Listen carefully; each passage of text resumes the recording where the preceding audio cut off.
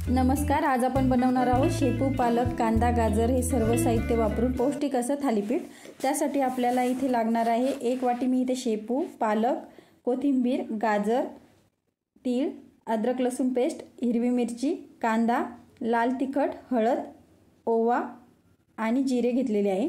इथे मी गव्हाचं पीठ आणि फक्त बेसन पीठ वापरूनच हे करणार आहे थालीपीठ। त्यामध्ये सर्व भाज्या आपल्याला ॲड करून घ्यायच्या आहे आणि चवीप्रमाणे मीठ टाकून घ्यायचं आहे।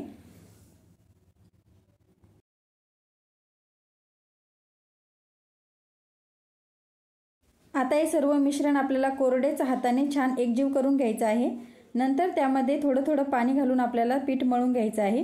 हे पीठ खूप असं घट्टही नसते आणि पातळ सुद्धा नसतं। व्हिडिओमध्ये दाखवल्याप्रमाणे आपल्याला ते पीठ मळून घ्यायचं आहे थालीपीठाचं। इथे मी तवा आधीच तापवून ठेवलेला होता। नंतर थालीपीठ थापताना आपल्याला गॅस बंद करून घ्यायचा आहे। नंतरच आपल्याला थालीपीठ थापायचं आहे त्याच्यावरती, म्हणजे छान थालीपीठ थापलं जातं।